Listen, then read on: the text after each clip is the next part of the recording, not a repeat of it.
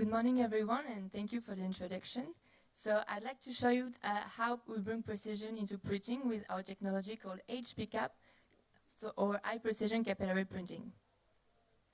So first of all, let me introduce you our company. We are Hummink, a tech company based in Paris, in France. And we are the leading developer and supplier of high precision capillary printing, or HPCaP. So it's an entry point of a turnkey solution. We sell equipment, consumables, and inks, so everything our customers need to go from research to industrial manufacturing. So our journey started in 2018 with our first patent.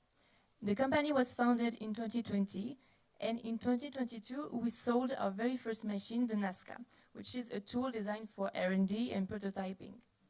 And looking ahead in 2026, will mark a milestone for us as we plan to scale up into industrial manufacturing with the module and high volume qualification. And we plan to continue to expand worldwide as well. So now let's talk about our technology. So we are HPCaP technology, or high precision capillary printing. And I don't know if you're familiar with IFM, Atomic Force Microscopy, but our technology is inspired from this technology.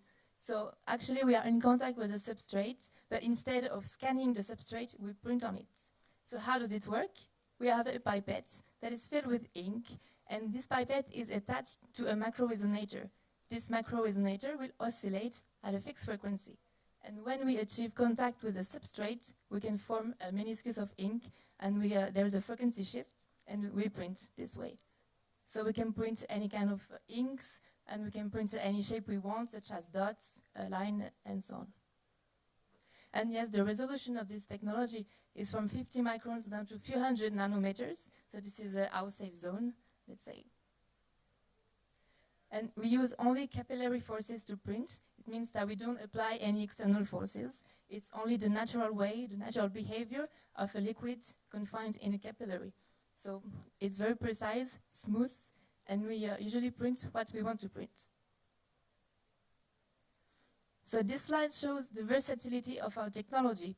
We can actually print any materials we want, from silver, copper, gold, to polymers and quantum dots. And we develop our own silver and gold inks.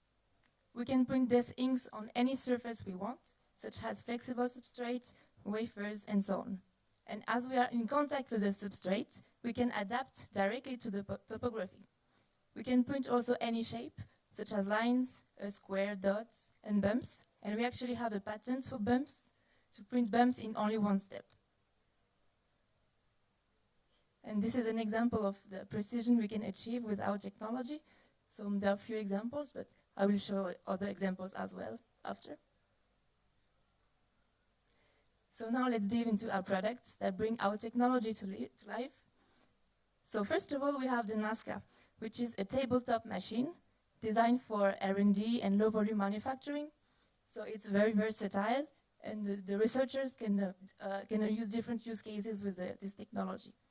So there's a camera on the machine, so we can monitor the printer in real life.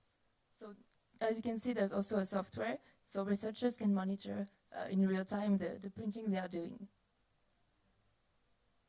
And when talking about a scale-up, there's the module that will be released early 2026, and that will be integrated into production lines. This is for mostly industrial applications, such as display repair and other kind of industrial applications. Talking about industrial applications, we are very active in display and display repair, display manufacturing. So I'm going to show you some examples. So we can print silver lines that are thinner than 0.5 micrometers. So it's very useful for display applications. We are very precise, versatile. And as you can see, these lines are very dense, fine, and it's very useful for any kind of display applications where every micron matters. So we can not only print silver lines, but we can also encapsulate them with the polymers using the same technology. So it's for better electrical performance, and also.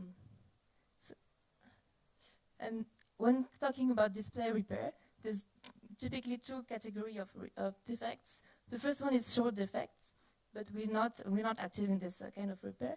But the second one is open